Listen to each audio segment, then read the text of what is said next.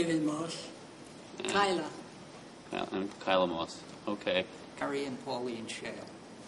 We're Bertha and Max Natter. I'm Bella Ross. My name is Bernie Schwartz. Hi, I'm Jerry Newman. I'm Joyce Newman. My name is Dan Kirschenbaum. I'm Marvin Jaffe. This is my wife, Anna. Okay. I've been a member here since 1964. I was the third sisterhood president after Elaine Conrad, our founding president, and Laura Epstein. And my husband was, I think he was vice president at the time, and we did, of course, the journal dinners, many of them, even before we went with Danny. We went with Sam Epstein and we did the journal dinner. Been a member for over 42 years. Been on the board of directors as many years as I can remember. Chairman of the board for about 3 or 4 years. Been involved in practically everything that's gone on at Ohr Torah. To serve initially 2 terms as president, and then I served, I guess, another 2 terms. I've been involved with all facets of maintaining our synagogue for the past 35 years. We've been living in North Woodmere since 1962. In June 63, we moved into North Woodmere. And in June There was 63. no show. We had nothing yet. Then we bought 2 buildings, which one was for the rabbi and one we made the show. Then when we were approached and told that they were going to open an Orthodox Jewish center, that was it. We knew that this was going to be the place for us. Now, they said, we are organizing to open a show, and they told us where. And we said, of course, it's an Orthodox shul, we will join. And as soon as people heard that they were going to build a shul in North Woodmere, where there was vast emptiness, they needed a shul desperately, people got on the bandwagon, and they came to be part of it.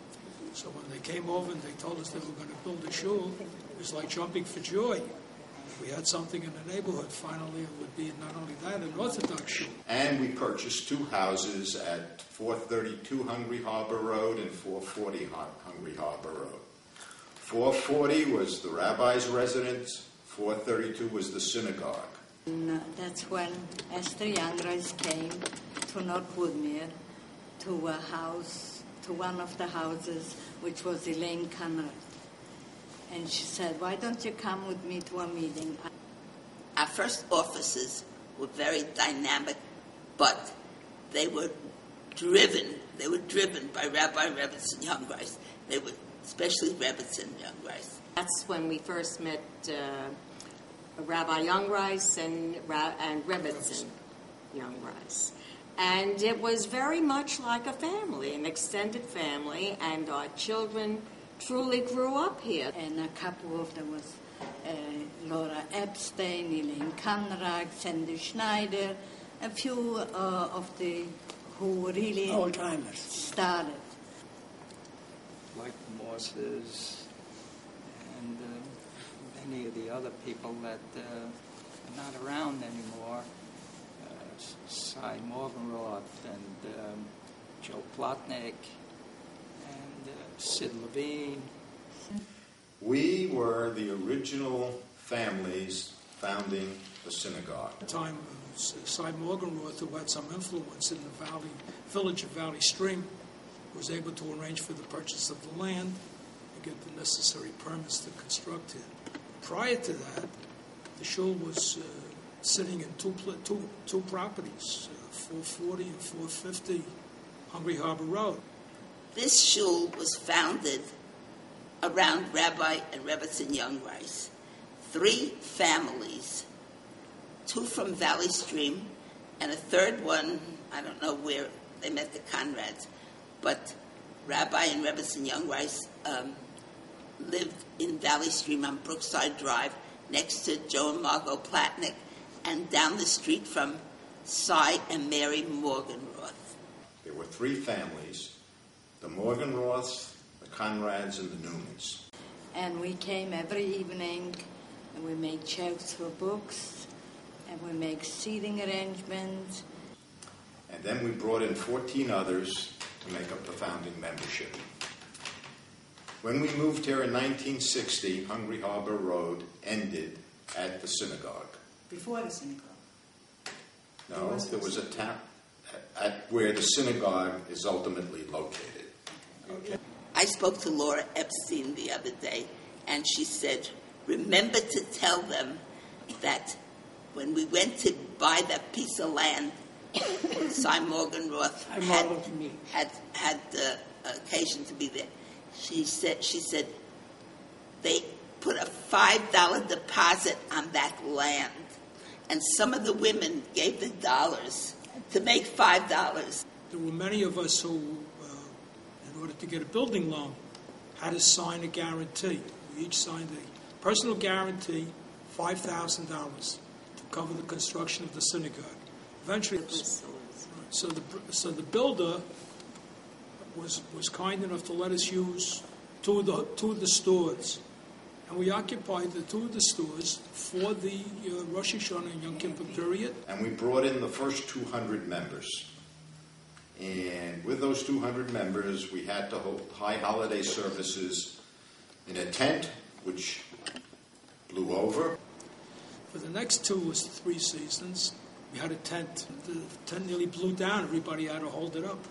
Then there was another time we had a problem here, too. I mean, people maybe didn't like the idea we had a tent. All of a sudden, one night, hey, they had a fire. The guys had to go run out to save the Torahs. We are founding members of the shul. We started it from the time that there were basically 1 million. That was the beginning. And from there on, we came up and we progressed with the shul. And from a little steeple, we came to this building. And it meant working with your heart to help build a building like this and have everybody be happy. Everybody had a job, and everybody wanted to do something. It's true. We worked together. We worked like a family. I often say it was blood, sweat, and tears. And that's why many of us have such a loyalty, such an extreme feeling towards the shul, because this is something that we literally built with our own hands. They needed as many women to work as possible, and we all pitched in. We had a very viable, vital, energetic group of women. The women were very instrumental. They were the prime movers in the synagogue because the men were young and they were working. And the women, all of the women, worked very, very hard. There was a place for the women here, not only to fundraise, but to be active and to express their feelings about it. Together. We did it as a group, as a family. Yes, we went out together. We enjoyed each other. And our children grew up here. It was just wonderful. We loved it being here. The people are just marvelous. We're just great friends. We still are after all these years. We're close. We love each other. And that's it. And we all became very good friends. For 42 years, I've enjoyed it. This is my second home. The shul was the center, obviously, of our religious life. And the rabbi was just a wonderful human being. If somebody didn't come to shul or Shabbos, he recognized the fact, and he would say, "Where were you? Your seat was empty." He would call you Motzi Shabbos. "This is the rabbi. You weren't in shul Shabbos." He knew his people, and he loved his people. I mean, everybody had difference of opinions, but we never left a meeting without all shaking hands and going out for coffee. We never left the shul or any meeting concerning the shul angry. And it was really a wonderful feeling. And believe me, there were many, many differences of it. The core of it was the has been the synagogue. And it was also very important to our children. And now we have our grandchildren coming here. And We have 2 children. Charlie was bar mitzvahed. He was bar mitzvahed in 440 in the house, because that was before the synagogue was ready. Barbara also contributed by being involved, and both of them were involved in the NCSY. My son Scott attended Hebrew school here and was bar mitzvahed in our sanctuary. He joined the shul, and we were embraced by everybody. It was just wonderful coming. Our oldest son started to teach the children's section. My 2 granddaughters had their baby naming here. Our youngest son was then 10, so he went to Hebrew school here. He was bar mitzvahed here, and all 3 of our sons were married here. Kathy, we have such memories. It's so unbelievable. Good. We had big beams that would support the roof. Finally, these big beams had come in. There's 4 major big beams, and after waiting close to a year for the beams came in. The beams were set in place except for one thing. The beams were 2 foot short. Now the beams had to go back for another year, and for 1 year we couldn't work the inside of the temple. We had to have tarpaulin on the roof. Journal dinners that Natalie and I were involved with. Natalie actually made the seating arrangements, which was a difficult task, trying to please people. But Pauline and Harry were running one of the bazaars. We had a tent. And that's when we did all these things. Otherwise, we could not have these big fundraisers. We had no room. She was pregnant. And she sat to the very last day. And I said, Pauline, you better go fast. And she said, no, I'm counting and the 2 of them were counting the money. And the very next day, she gave birth to the first baby born here, Matthew. We've seen some great events. Actually, the groundbreaking for the synagogue, our son's bar mitzvah here. our youngest daughter is...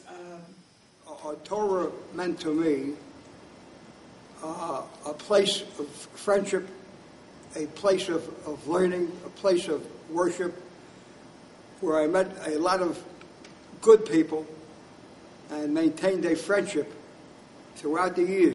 There's a certain warmth that has permeated from the very beginning and still exists. Means everything to us. Let's put it this way, it's our second home, from our house to here. Torah is always meant to me as a place to come, to meet with people, to daven here. I always felt that it was more than just a shul.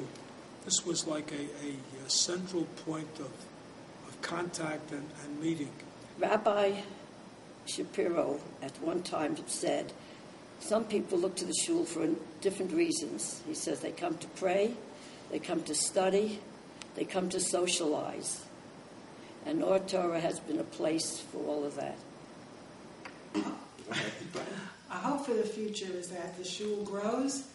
Many young families will join here, and they will benefit, like our children did, from all the advantages of being closely allied to a beautiful synagogue and being active participants in Jewish life.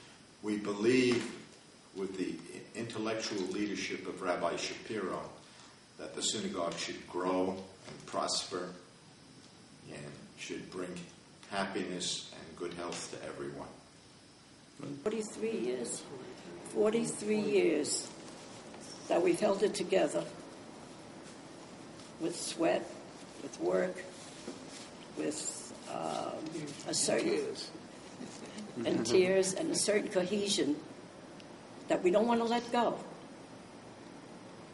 I think it's time for a new generation to take over the leadership and responsibilities of maintaining our synagogue. Thank you. As the foundation is there, and it's a good and a strong one, physically, emotionally, spiritually. But I see now with the new people coming in, there'll be a continuation, and hopefully it'll be a strong. Like the Jewish people, we're surviving. No matter what the tribulations, we somehow seem to manage to keep it together and keep on going.